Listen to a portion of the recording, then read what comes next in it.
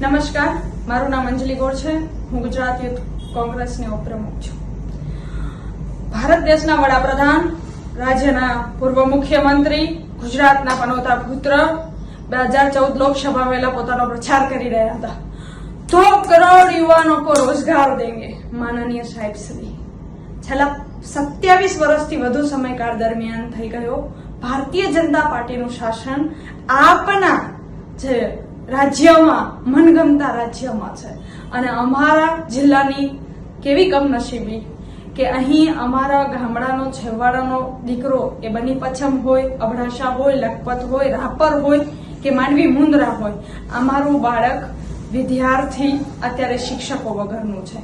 આટલા બધા કચ્છના જાગૃત લોકોએ, રાજકીય લોકોએ, કોંગ્રેસ પક્ષના આગેવાનો એટલી મજબૂતીથી લડાઈ ચલાવી અને શિક્ષક આપો એવી વાત કરી. ઠેર ઠેર મીડિયાના મિત્રોએ પણ આમાં સહકાર આપ્યો. ત્યારે તમારા રાજ્યના તત્કાલીન મુખ્યમંત્રી ભૂપેન્દ્રભાઈ જેટલા દાદા મૃદુતા અને મક્કમતાની વાત કરે છે, આ જ માધ્યમથી દાદાને પ્રશ્ન, જે શિક્ષકોને નિવૃત્ત થઈ ગયા છે અને જિલ્લામાં નોકરી આપો, તમે એવી વાત કરી. પણ દાદા, તમને ને તમારી સરકારને શરમ આવી જોઈએ કે અમારા જિલ્લાનો આ પ્રશ્ન છેલ્લા 20 વર્ષથી છે.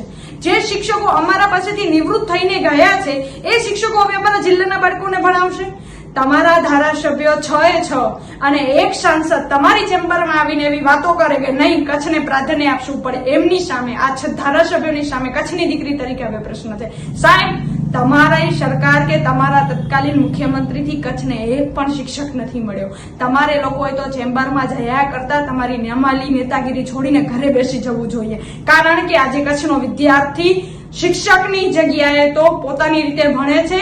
સામાન્ય લોકોને એજ્યુકેટને દયા આવે છે ને એ છોકરાઓને ભણાવવા શાળામાં જાય છે. પણ તમારા સરકાર ને શિક્ષણ પ્રધાનને કે તમે 6 ધારાસભ્ય છો અને એક MP છે અને હજી સુધી શરમ નામની કોઈ વસ્તુ જ નથી આવી.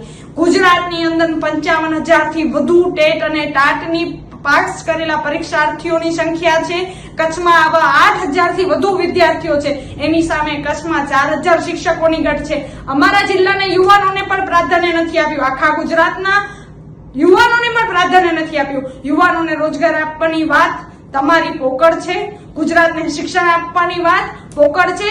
દાદા જેટલી મક્કમ ને મૃદુતા બીજી જગ્યાએ દેખાડે છે, એટલી ને એટલી સંવેદનાઓ કચ્છ જિલ્લાના શિક્ષકો માટે ક્યારે દેખાડશે? જો આ સંવેદનાઓ હવે દાદામાં નહીં જાગે તો યુથ કોંગ્રેસ આના માટે મોટા પાયે લડત ચલાવશે અને કચ્છમાં યુવાન અને સ્થાનિક શિક્ષકોની જ અમે માંગ છે અને અમે સરકાર પાસે આ વચન પરિપૂર્ણ કરાવીશું. એના માટે આ માધ્યમથી કચ્છ સહિત ગુજરાતના યુવાનોને વિનંતી કરું છું કે આ લડતમાં કોંગ્રેસ પક્ષનો સહકાર આપજો. શું કામ કે આ માત્ર પ્રશ્ન બાળકના શિક્ષણ માટે નથી, આ પ્રશ્ન ગુજરાતના હિત માટે છે, ગુજરાતના યુવાનો માટે છે.